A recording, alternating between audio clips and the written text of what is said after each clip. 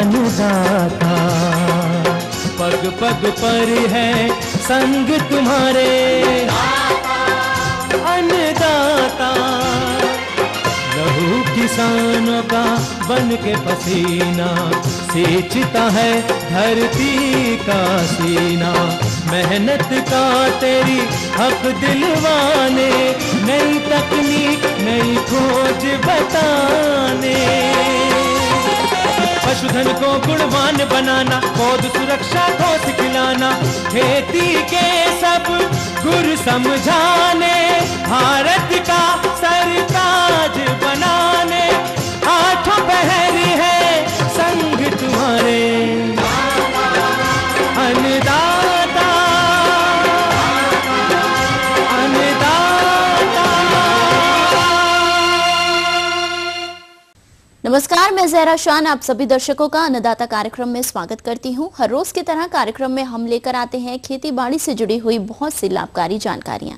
तो चलिए सबसे पहले देखते हैं क्या है विशेष आपके लिए आज के कार्यक्रम में।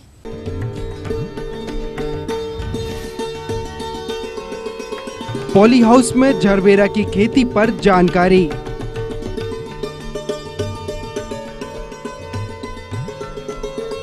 टमाटर की उन्नत किस्में एवं रोपाई तकनीक।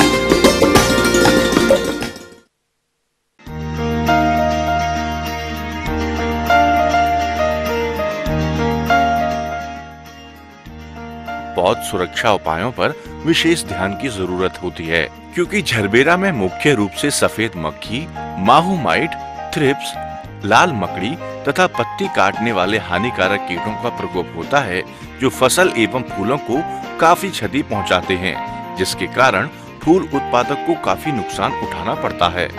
थ्रिप्स कीट फूलों एवं टहनियों के रस चूसकर सुखा देते हैं।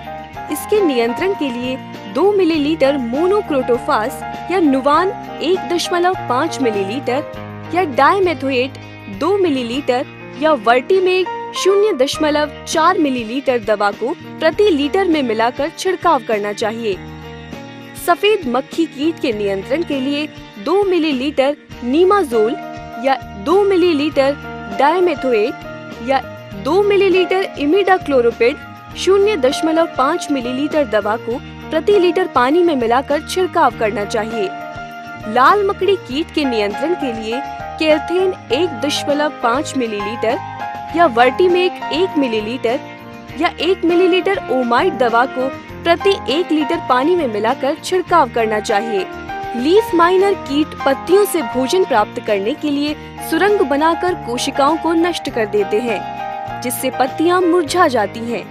इसके नियंत्रण के लिए 2 मिलीलीटर क्लोरोपाइरिफास, 1 या 1.5 मिलीलीटर नुवान या साइप्रामेथ्रिन 2 मिलीलीटर या वर्टीमेक 0.4 मिलीलीटर दवा को प्रति लीटर पानी में मिलाकर छिड़काव करना चाहिए।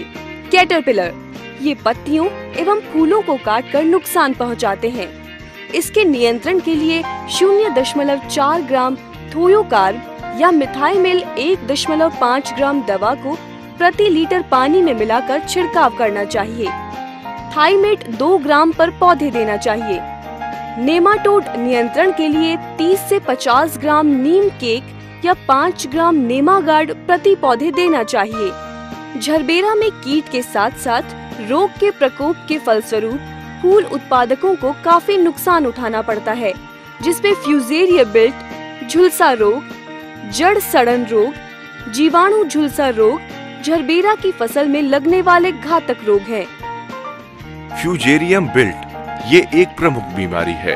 इसके प्रकोप से पत्तियां पीली पड़ जाती हैं और पौधे सूख जाते हैं। इसकी रोकथाम के लिए थोयोफिनोनेट, मिथाइल या कॉपर ऑक्सीक्लोराइड को प्रति लीटर पानी में मिलाकर छिड़काव करना चाहिए।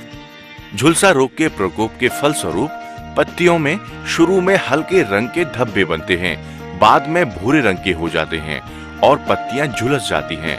इसकी रोकथाम के लिए केलथेन दवा 0.4 ग्राम अथवा सल्फर 1.5 ग्राम दवा को प्रति लीटर पानी में मिलाकर छिड़काव करना चाहिए। जड़ सड़न रोग से जड़ों में काली शिराएं बनती हैं, जो बाद में सड़ने लगती हैं। इस रोग से बचने के लिए कार्बेंडाजिम 2 ग्राम या 3 ग्राम बीनोमाइल प्रति लीटर पानी में मिलाकर छिड़काव करना चाहिए। जीवाणु झुलसा रोग में पत्तियों पर धब्बे बनते हैं, जो धीरे धीरे लंबी धारियां बना देते हैं और बाद में पौधे सूखने लगते हैं। इसकी रोकथाम के लिए स्टेप्टोसाइक्लिन 0.2 मिलीलीटर, कॉपर ऑक्सीक्लोराइड 1.5 ग्राम या कॉपर हाइड्रोक्साइड 1.5 ग्राम प्रति लीटर पानी में मिलाकर छिड़काव करना चाहिए। क्राउन रॉट रोग के नियंत्रण के लिए कॉपर ऑक्सीक्लोराइड 1.5 ग्राम या कॉपर हाइड्रोक्साइड 1.5 ग्राम प्रति लीटर पानी में मिलाकर छिड़काव करना चाहिए। झरबेरा फूल रोपण के 6 से 7 सप्ताह बाद फूल आने लगते हैं। झरबेरा फूल 2 पंखुड़ियों की पंक्तियों को खिल जाने के बाद ही तोड़ना चाहिए, क्योंकि अविकसित फूल की वृद्धि के लिए अधिक ऊर्जा की आवश्यकता होती है। फूलों को काटने से पुष्प वृंत का कुछ भाग पौधे पर ही रह जाता है, जिससे कि पौधा सड़ने लगता है और नई प्ररोह का विकास भी नहीं हो पाता।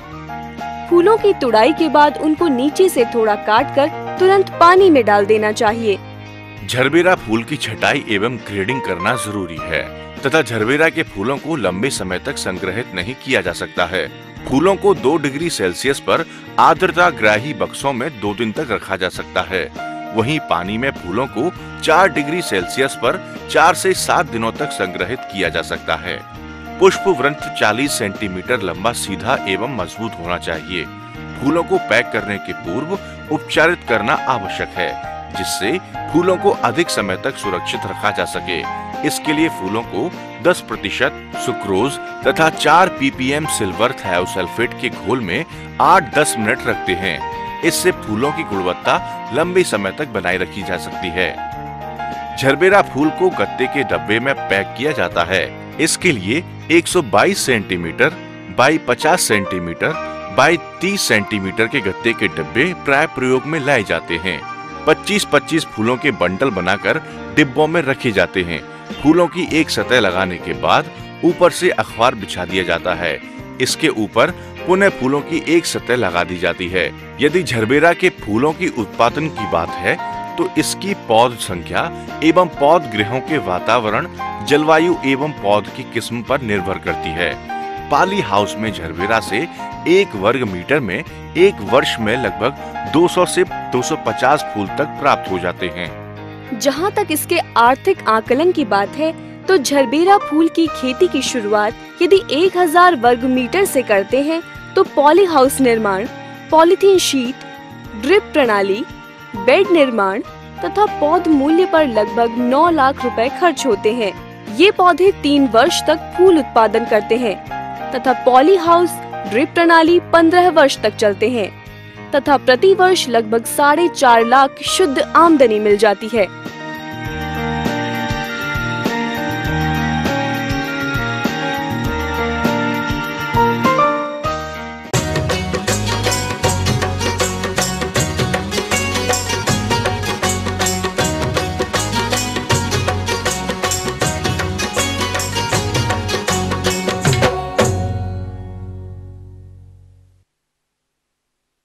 प्रदेश के जिन किसानों के पास सिंचाई की व्यवस्था है और उनके खेत खाली हो गए हैं तथा उन्होंने टमाटर की खेती के लिए नर्सरी डाली थी, उनकी नर्सरी पौध रोपाई के लिए तैयार हो गई होगी। अतः टमाटर की तैयार नर्सरी पौध का खेत में रोपण करते समय कौन कौन से वैज्ञानिक पहलुओं को ध्यान में रखना है जिससे कि आने वाले समय में अधिक उत्पादन मिल सके, इस बारे में विस्तार से जानकारी के लिए मिलते हैं एक विषय विशेषज्ञ डॉक्टर बीपी साही से। तो किसान भाई, रोपाई करने के लिए सबसे पहले महत्वपूर्ण चीज़ ये जानिए कि क्या क्या करना है। इसके साथ साथ किसान भाइयों ये ध्यान देने की बात होती है कि जब भी हम नर्सरी हमारी पौध तैयार हो गई है और इसके पहले जो हम खेत में रोपाई करना हो तो उसके साथ रुपाई करने के साथ पहले किसान भाइयों ये करना चाहिए कि खेत की तैयारी कैसे करें। तो जो खेत की तैयारी करेंगे तो हम खेत देखेंगे जो हमारी ज़मीन है वो दोमट है और जीवांश युक्त मात्रा हो, जीवांश अधिक मात्रा और लगभग हम 15 बीघे यानी 1 हेक्टेयर क्षेत्रफल के लिए 200 से 250 कुंटल सड़ी गोबर की खाद बिखेर करके और उसकी अच्छी प्रकार से जुताई कर दें।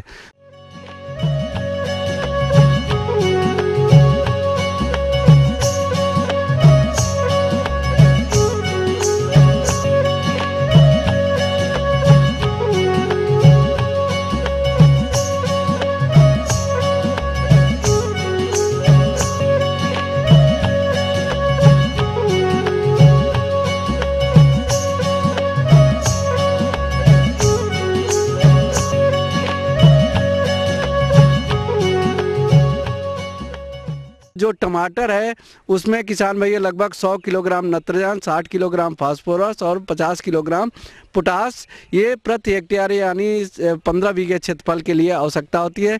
इसमें नत्रजन की आधी मात्रा, फास्फोरस एवं पोटास की पूरी मात्रा हम जब हम रुपाई करते हैं तो उसके पहले हम खेत में दे देते हैं।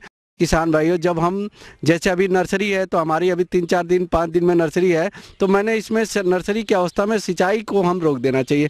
जिस दिन नर्सरी को उखाड़ना हो तो जिस दिन हमको रुपाई करना हो उसके 1 दिन पहले हम नर्सरी में पानी चला दें। पानी चलाने के बाद दूसरे दिन किसान भाइयों हम नर्सरी को उखाड़ करके, सबसे महत्वपूर्ण चीज़ होती है कि जब हम नर्सरी उखाड़ते हैं तो किसान भाई उसमें ध्यान नहीं देते हैं कि हम उसकी उपचार कैसे करें।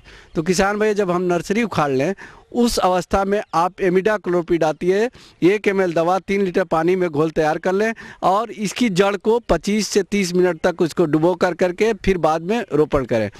जनरली किसान भाई 2 तरह की इसमें रुपाई करते हैं। कुछ तो किसान भाई जो हमारी दूरी कितनी दूरी पे करें वो लगभग 60 × 60 सेंटीमीटर, लाइन से लाइन की दूरी 60 सेंटीमीटर और पौध से पौध की दूरी लगभग 60 सेंटीमीटर पे हम करते हैं। कुछ किसान भाई क्या करते हैं कि जिनमें जल निकास की अच्छी व्यवस्था नहीं है, उसमें जल भराव की समस्या होती है, उस अवस्था में किसान भाई उसमें मेड़ पे हम लगाएं। इसके बाद शेष नत्रजन की मात्रा हम जब हम रुपाई के 30 दिन बाद 25 से 30 दिन बाद हम पहली निराई गुड़ाई करते हैं तब उसमें 25 किलोग्राम उस समय देते हैं। फिर दूसरी मात्रा 45 से 50 दिन के अंतराल पे हम दूसरी मात्रा देते हैं। ये थी कुछ उपयोगी जानकारियां। अब लेते हैं एक छोटा सा ब्रेक, जल्द लौटेंगे और कार्यक्रम में आगे है महत्वपूर्ण जानकारियां। बने रहिए हमारे साथ। दुधारू पशुओं में बांझपन की समस्या से बचाव एवं निदान पर जानकारी।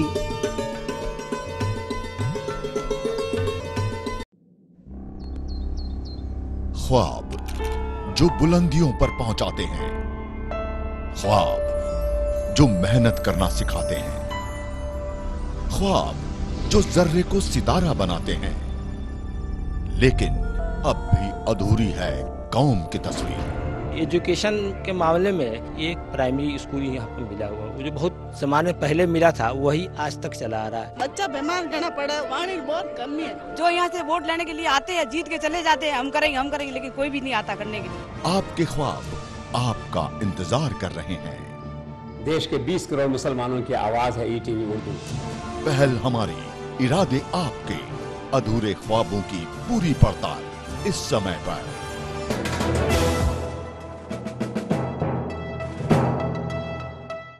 जब मॉडर्न होगा मोबाइल तो कैसे ना हो मॉडर्न स्टाइल।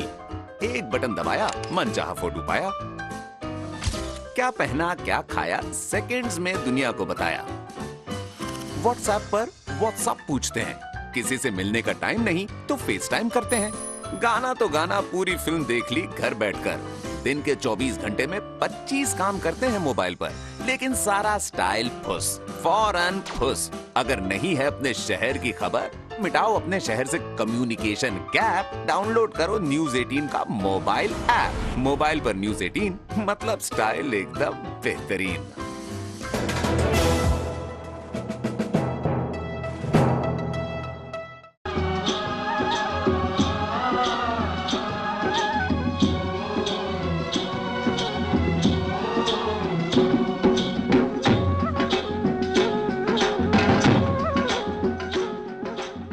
ब्रेक के बाद एक बार फिर से आप सभी दर्शकों का अन्नदाता कार्यक्रम में स्वागत है।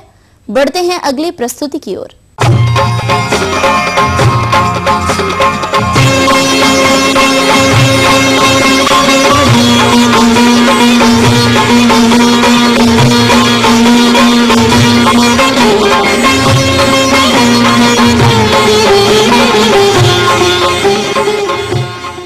पशुपालन व्यवसाय में कुछ न कुछ समस्याएं आती ही रहती हैं, जिसमें आज के समय में दुधारू पशुओं में प्रजनन संबंधी समस्या अर्थात बांझपन बहुत बड़ी समस्या बन गई है और ये समस्या पशुओं में कई कारणों से आती है। आइए मिलते हैं ऐसी ही समस्या से परेशान जिला कटिहार के एक पशुपालक विनय कुमार से। ये जानना चाहते हैं कि मेरा गाय बहुत दिन से गर्म नहीं हो रहा है, वो गर्म कैसे हो, इसके अच्छा उपाय बताएं। अतः इस समस्या से पशुओं को किस प्रकार बचाएं, इसकी जानकारी दे रहे हैं जिला पूर्णिया के एक पशु चिकित्सक डॉक्टर अंजनी कुमार सिन्हा। पूर्णिया जिला खास करके इस कमिश्नरी अंतर्गत पूर्णिया जिला, किशनगंज, कटिहार, अररिया, किशनगंज जो भी सीमावर्ती जिला है, यहाँ पे खास करके पशुओं में एक समस्या देखने को मिलती है, एनिस्ट्रस की समस्या है। पशु को समय पे गर्म नहीं होना, इसी को एनिस्ट्रस कहते हैं। तो एनिस्ट्रस के बहुत सारे कारण हैं, उसमें मुख्य कारण है संतुलित आहार के साथ साथ उसको लवण मिश्रण, मिनरल मिक्सचर जिसको अंग्रेजी में हम लोग कहते हैं, उसमें अच्छी क्वालिटी का मिनरल मिक्सचर का होना जरूरी है और नियमित रूप से देना है। संतुलित आहार का भी इम्पोर्टेंस है। संतुलित आहार जब तक नहीं देंगे, केवल दर्रा दे रहे हैं, चोकर दे रहे हैं, खली नहीं दे रहे हैं, खली दे रहे हैं, दलहन नहीं दे रहे हैं, जब प्रोटीन की डिफिशियंसी होगी, मिनरल की डिफिशियंसीज होगी, तो वैसी स्थिति में आपका पशु समय पे गर्मी नहीं आएगी और वो साल में एक बच्चा जो देने का प्रोग्राम है वो नहीं हो पाएगा सक्सेस। मैं पशुपालक बंधुओं से निवेदन करना चाहता हूं कि अपने पशुओं को रोजाना एक मुट्ठी मिनरल मिक्सचर 30 से 40 ग्राम, या खूब बड़ा पशु है तो 50 ग्राम तक आप मिनरल मिक्सचर प्रतिदिन एक पशु को आप दे सकते। मिनरल मिक्सचर के बावजूद भी कभी कभी पशु हीट में नहीं आ रही है तो उसके लिए आप उसको लुगल सॉल्यूशन 1 ml लुगल सॉल्यूशन को 20 ml डिस्टिल वाटर में मिला करके उसको इंट्रायूट्राइन थेरेपी करते हैं, अंदर में इंट्रायूट्राइन यूट्रस में डालते हैं अल्टरनेटली। और उसके बावजूद कभी कभी होता है कि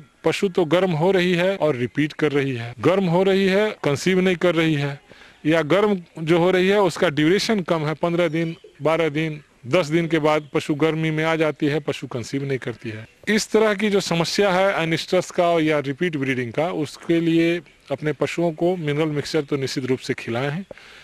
मिनरल मिक्सचर जो देते हैं तो आप नियमित रूप से दें और बदल बदल कर, और अपने पशुओं को कृमिनाशक दवा का प्रयोग निश्चित रूप से 3 महीने के अंतराल पर जो बड़े पशु हैं उसको दें।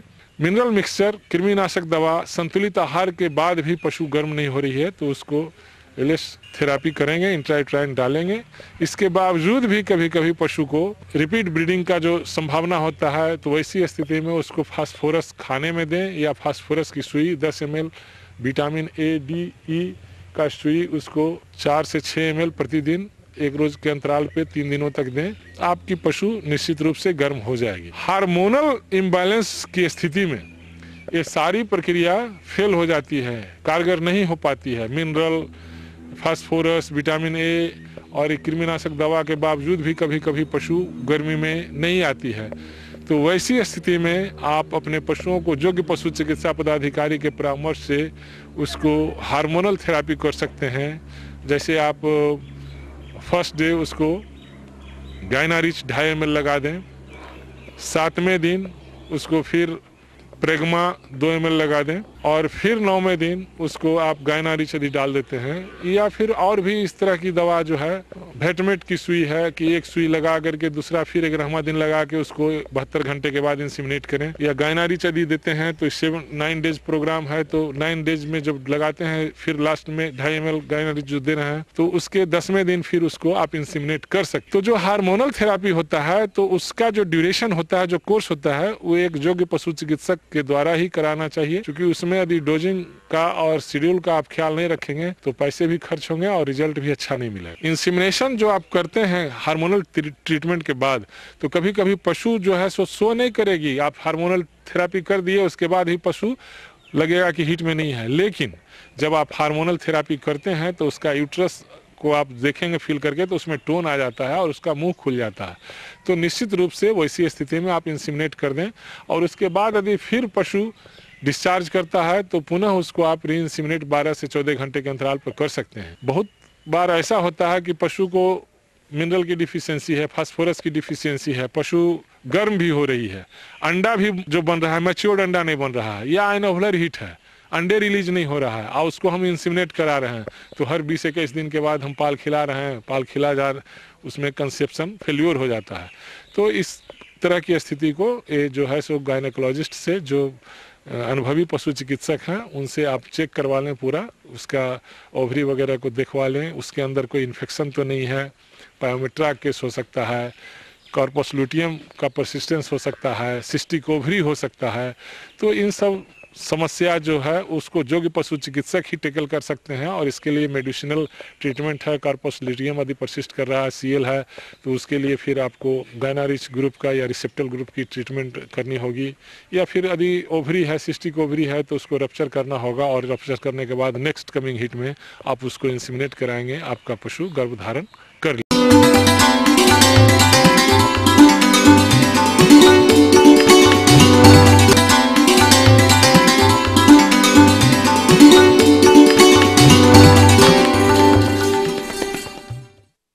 अन्नदाता हेल्पलाइन निशुल्क फोन संपर्क सेवा के माध्यम से आपके द्वारा पूछे गए प्रश्नों में से 1 या 2 महत्वपूर्ण प्रश्नों को हम अपने कार्यक्रम में शामिल करते हैं। इसी के तहत आज का चयनित प्रश्न और उसका जवाब इस प्रकार है। ग्राम जारमुंजा, जिला भागलपुर के कृषक अम्बुज जी, आप अन्नदाता निशुल्क फोन संपर्क सेवा के माध्यम से बतख पालन के बारे में जानकारी चाहते हैं। तो अम्बुज जी, आपकी जानकारी हेतु देखिए कार्यक्रम का यह अंश। आज के युग में मुर्गी पालन के साथ साथ लोग बाग काफ़ी मात्रा में अन्य रोजगार के साधन देख रहे हैं, उसमें बतख पालन भी एक है। और वर्तमान में बतख पालन में 2 तरीके के बतख पाई जाती है। एक है अंडे के उत्पादन के लिए पाली जाती हैं, वो खाकी कैम्बेल नस्ल की बतख होती हैं। जो वार्षिक अंडा उत्पादन हम लोग देखते हैं किसानों के लिए, वो 365 दिन में 250 से 300 अंडे प्रति वर्ष के हिसाब से वो अंडा उत्पादन देती हैं।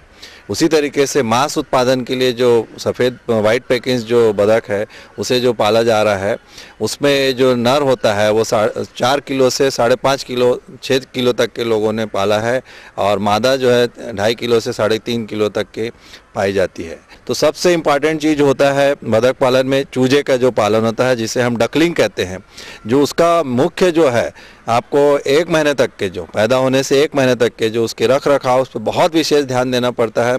सबसे विशेष ध्यान देने वाली बात होती है, अगर वो बच्चा ठंड के मौसम में आप पाल रहे हैं तो उसका जो नाइट शेल्टर होता है या शेड होता है, धान की भूसी का उपयोग कर सकते हैं। अगर ठंड का मौसम है तो कम से कम 2.5 से 3 इंच का भूसे का जो बेडिंग मटेरियल उपयोग करना चाहिए, और गर्मी का मौसम है तो 1.5 से 2 इंच का हम बेडिंग मटेरियल उपयोग कर सकते हैं। नाइट शेल्टर है, उसका तापक्रम जो होता है 35 डिग्री सेल्सियस से ज़्यादा और कम नहीं होना चाहिए, और 35 डिग्री से अगर कम है तो हमको ये ध्यान देना है कि हम उसका टेम्परेचर, तापक्रम जो है कमरे का, हम 35 डिग्री ला सकें। उसके लिए हमें ब्रूडर की आवश्यकता होता है। जो कृत्रिम उपकरण होते हैं, इसमें हम 100 वाट के 4 बल्ब अगर हम उपयोग कर लेते हैं 100 10 बाय 10 का कमरे में अगर हम पाल रहे हैं तो, और उसमें इम्पॉर्टेंट चीज़ होती है कि बाहरी ठंडी हवा ना आए, उसके लिए हम कमरे को एयर टाइट रखते हैं ताकि बाहर से हवा ना आ सके। उसके लिए हमको बोरे की व्यवस्था करना पड़ती है, पन्नी की व्यवस्था करनी पड़ती है। और अगर उनके पंख निकलने शुरू हो जाते हैं, सेकेंडरी फेदर्स जिसको बोलते हैं, 1 महीना 1.5 महीने के बाद, तो हमारी बतख को टेम्परेचर कंट्रोल करना बहुत अच्छे से आता है। दूसरी विशेष ध्यान देने वाली बात होती है कि बतख जब तक 3 महीने का नहीं हो जाता, हमको किसी प्रकार के तालाब में इसको तैरने के लिए नहीं भेजने, क्योंकि अगर 3 महीने के पूर्व उतना तैरना और अपने आप को ठंड से बचाने की शक्ति नहीं होती है, नहीं तो निमोनिया इस तरीके की बीमारियों से बतख के मरने के बहुत चांस होते हैं। और एक बार अगर 3 महीने का वो उम्र पा गया है, और उसके बाद हम उसको पानी में तैरना के लिए छोड़ सकते हैं, और उसके बाद वो 5 महीने के आसपास जैसी बतख हो जाती है तो वो अंडे उत्पादन के लिए तैयार हो जाती है।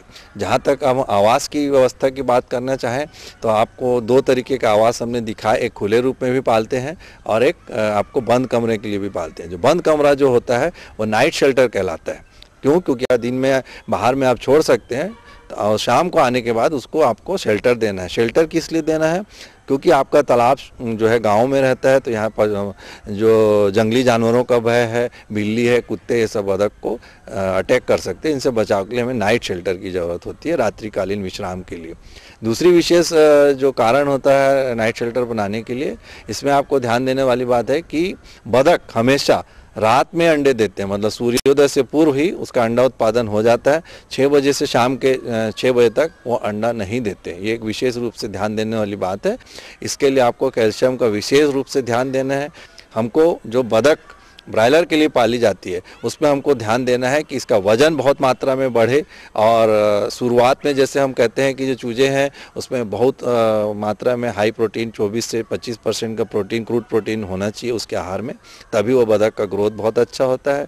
जो लेयर जो बतख होती है उसका 16 से 17% के बीच में प्रोटीन, क्रूड प्रोटीन होना चाहिए। एनर्जी जहाँ तक बात करते हैं 3800 किलो कैलोरी एनर्जी प्रति मतलब किलो में आहार में आपका एनर्जी रहना चाहिए, तब उसका बाढ़ इत्यादि में हम ध्यान दे सकते हैं।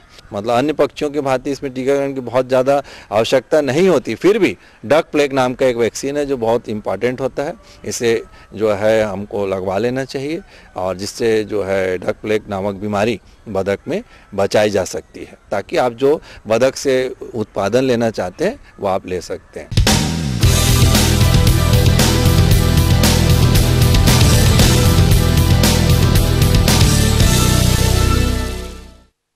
राज्य की विभिन्न मंडियों में कृषि उत्पादों के चढ़ते उतरते बाजार भाव की संक्षिप्त जानकारी इस प्रकार है।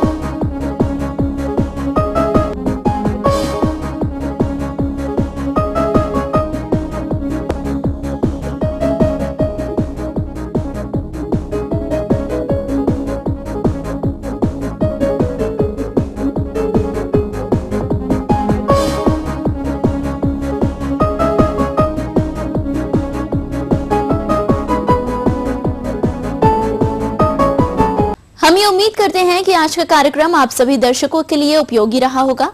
किसान भाइयों, अन्नदाता आपकी सेवा के लिए संकल्परत है। कृषि संबंधित समस्या एवं सुझावों के लिए आप हमें इस पते पर संपर्क कर सकते हैं। प्रोड्यूसर अन्नदाता ETV Bihar Jharkhand, Ramoji film city Hyderabad 501512। साथ ही आप हमें ईमेल भी कर सकते हैं। हमारा ईमेल है annadatabihar@etv.co.in। इसके अतिरिक्त आप हमें निशुल्क हेल्पलाइन नंबर 1800-425-4085 पर दोपहर 2 से 3 बजे के बीच संपर्क कर सकते हैं। फिलहाल अन्नदाता की पूरी टीम को इजाजत दीजिए। कल फिर इसी समय आपसे मुलाकात होगी कृषि संबंधित कुछ और रोचक जानकारियों के साथ। नमस्कार।